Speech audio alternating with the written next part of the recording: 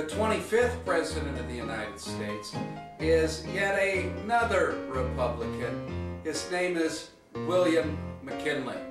He fought in the Civil War for the Union. He served in Congress. He served 2 terms as governor of Ohio. He was a gentle, dignified man. He had great kindness, great sincerity. Now, the big issue when he took office was gold versus silver. The Democrats wanted silver coins. The Republicans pledged to maintain the gold standard. So that was kind of the big issue. Well, we kind of see who won out. We have silver coins today, and they're not even all real silver anymore. His wife was, she suffered a bunch. His wife lost her mother, and she lost 2 baby daughters in just a 3-year period. She was shattered. And whether this led to her development of epilepsy, I don't know. But while McKinley was president, he shielded her and was always by her side, taking care of her. She kind of just basically was an invalid at times because her epilepsy, she could just go unconscious at any time. While McKinley was president, Gene Tunney wins the heavyweight boxing championship. Ray C. E. Ray wins 8 gold medals at the Olympics in 1900 during his presidency. Also during his presidency, the first auto show in New York City, the first auto show, automobiles, New York City, takes place. He expands democracy, he promotes social welfare, he creates economic reform. He's a good president.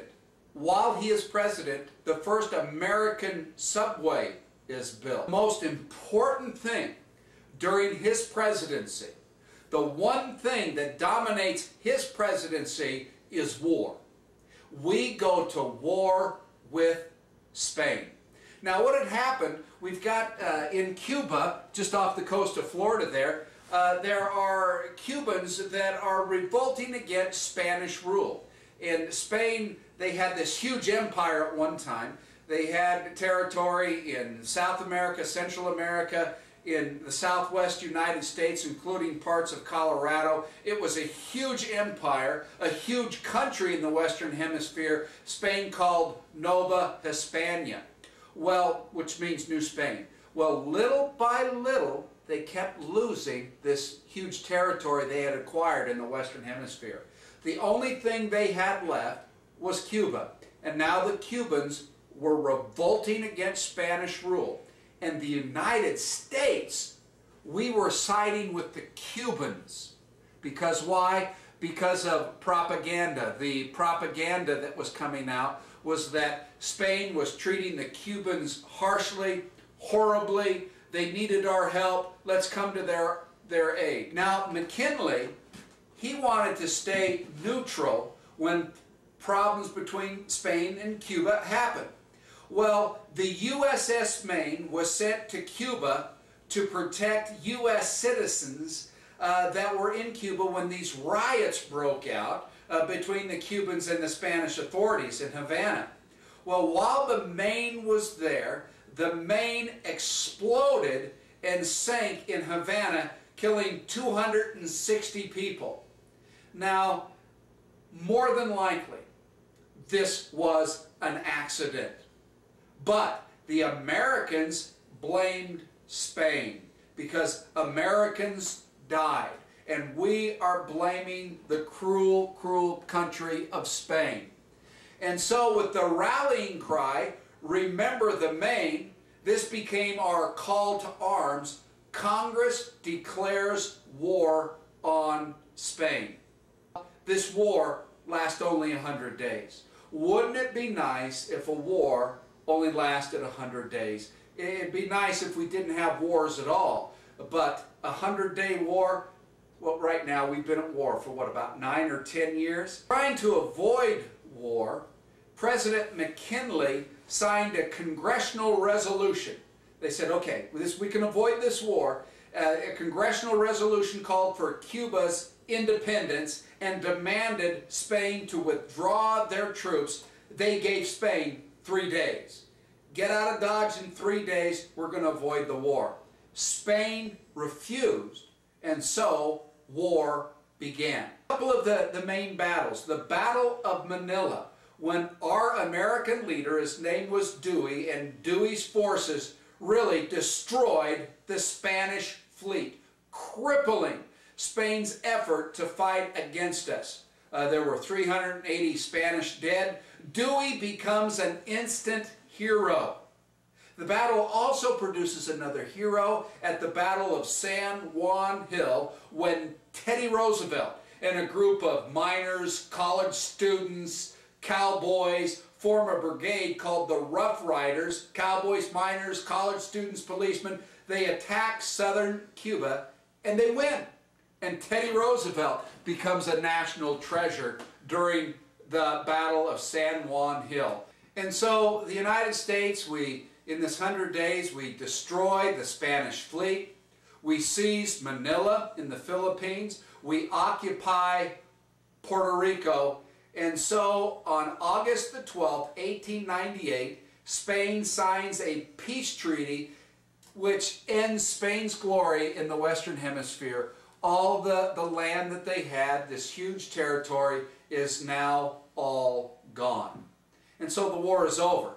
The results of the Spanish-American War, we win. We win. We defeat Spain.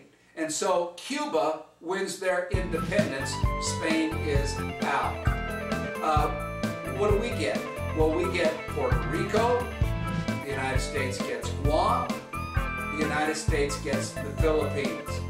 McKinley felt the Philippines should become an American colony, but the Filipinos fought bitterly against U.S. forces there, and that was the result of that.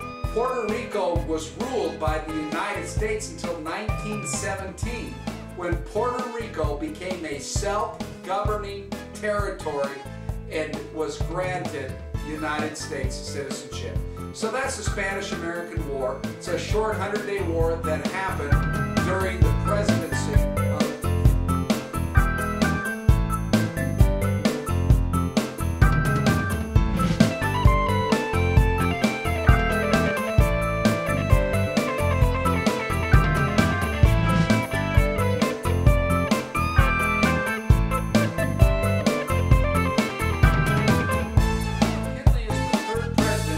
bad happens to up to this point.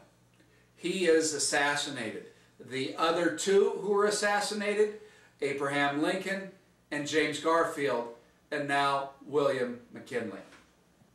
McKinley is shot by a crazed fanatic by the name of Leon Kolgas. He was a factory worker. He was nuts in the head, you might say. He shoots McKinley. McKinley dies. Kolgas was sentenced to be electrocuted, and so ends another horrible chapter in our presidency, when our third president dies at the hands of an assassin. And so now we'll be into the spotlight. Teddy Roosevelt, who was the vice president of McKinley. Well, McKinley dies, so 42-year-old, who was the youngest person ever to become president, not elected, to become president, Teddy Roosevelt, and we will look at how Teddy Roosevelt changed the presidency completely for all those who followed in the 20th century.